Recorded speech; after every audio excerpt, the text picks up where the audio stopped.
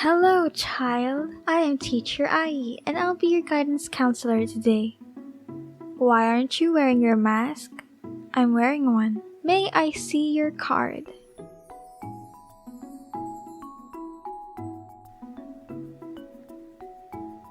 This is a birthday card.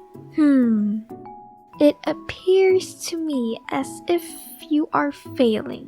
Why is that? Well, based on your performance, you highlight a whole paragraph in a chapter of a book because you don't know what's important. You print PowerPoints but stare at it as if you have telekinesis and assume you absorb everything with your eyes. You make notes. And that's already a lie in itself, so you just copy your classmate's notes and assume she has everything written down because, well, it's pretty. You resort to asking your other batchmates what happens in the test.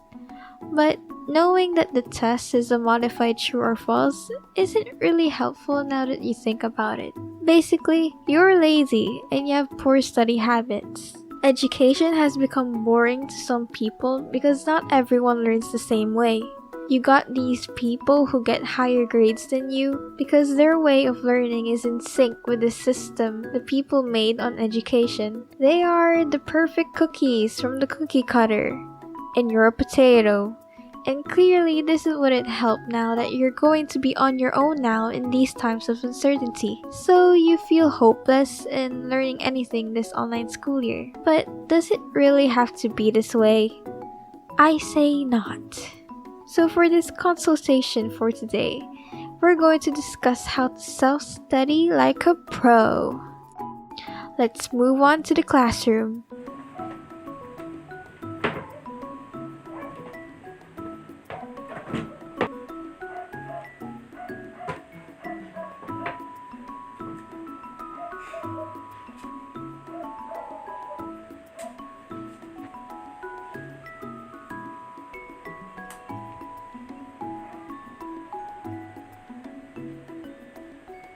Yes, this is a classroom. I have no budget for a blackboard. So, there are 4 categories of learning. Visual, to see. Auditory, to hear. Kinesthetic, hands-on. And the one we abuse the most, reading and writing. You see, the thing with education is that it started with these first 3 when you were just a mere baby and prone to being abducted by a white van. But then as time passed, it has become more centered around this last one, which is not really good because some people are named Jared, 19, and never learned how to freaking read. So what am I trying to tell you guys? Apply these 3 as well. And yes, I know that my fellow colleagues, the teachers, lets you watch these videos and have instructionals and PowerPoints whenever they talk. But I'd like to ask you, is that really enough? Why do you still sleep during our lectures? Be creative with the way you study. Try different ways wherein you can get concept quickly and understand it wholly. Let's start with what students are always told to do before they get their new lesson, advanced reading, to get familiar and understand concepts and ideas. Understanding the lesson is an important step in learning because duh, I noticed that some kids just memorize the italicized word in the book and the meaning beside it, but they never get the context of it. Like, if you give them a word, they can recite the whole meaning, but if you ask them to explain, their minds just go, "But teacher, trying to read and understand all these words are boring. Meh, meh, meh."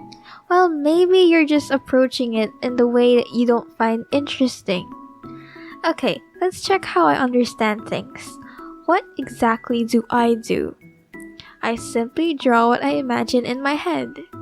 Because if there's one thing I am good at, it's overthinking. I like to imagine scenarios in my head that will never happen. Same goes when I read a book. When I read history, I like to imagine what it's like to be in the Spanish era. You know, when the Spaniards came into the Philippines and basically destroyed every part of our culture. Fun stuff. And when it's anatomy, I like to imagine how a single blood cell travels through the whole circulatory system. It's like a play in my head, and I want to remember those scenarios in my head, so I tend to draw it on paper. If drawing isn't right for you, you might want to try watching or listening. Crash Course is a channel and an app that I use to learn and understand biology, chemistry, and anatomy. They are very good at explaining things, and I have learned so much more in there than ever in school. Mainly because of the vibrant, cheerful animations. You'll feel so engaged in their videos because they make an effort in their presentations. Not many teachers do that. They tend to just say and explain and point, and you should be thankful when you do have a teacher that makes an effort in his PowerPoints. There is also Khan Academy for more concepts that require solving. Okay, so now you understand everything. You're familiar now. This makes it much easier to memorize now. I was the type that just wrote words and their meanings side by side in one paper, and then I put my hand over the ones I want to memorize and read the words on the side. When I couldn't recall it, I quickly slide my hand off and close it again when I remember it. This is bad considering you never recall much because you relapse to sliding your hand off when you don't remember. Solution? Flashcards. Flashcards require more effort and it actually helps. I was able to memorize scientific names in botany. Flashcards could be done in handwritten or just by using your phone. I use an app called Quizlet to make flashcards when I don't feel like writing it down. Okay, now you've memorized everything and understand it. What do you do now?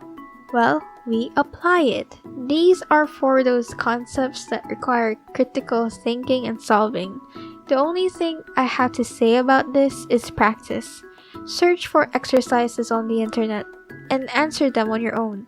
Make sure to practice every day so that your muscle memory could kick in. Okay, so now you've mastered everything now. What do you do next? Recall. Remember those flashcards you made, those drawings you drew, and those reviewers you created? Always look back at it.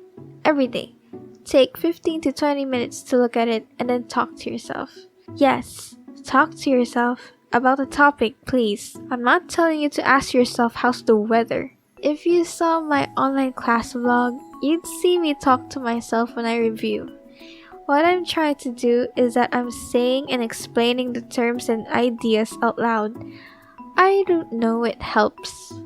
Sometimes I would bring a friend with me just to teach him or her everything I remember. But most of the time, I'm in my room talking to myself. This is a way of recalling because you aren't looking at your reviewers. You say things out loud so you can hear yourself explain. It helps you remember, But then again, not everyone learns the same way. So it's up to you if you find this video helpful. You can stick to your traditional ways, or you could explore for more. But if you are someone like me who has a really low attention span, try my study hacks. Cause really, the hack here is to be creative. You could sing concepts, you could use your post-it notes and put important stuff in it. You could write pretty notes, you could decorate your books with highlighters, you could do anything you please. Experiment and explore your choices. You will find the best way you could study as long as you're having fun doing it. Because studying should be fun. No one should feel pressured in doing so. And that's it. I hope you guys learned something in here in this video. Don't forget to like and subscribe for more videos. Comment down below what video I should do next. Thanks for watching and I'll see you soon.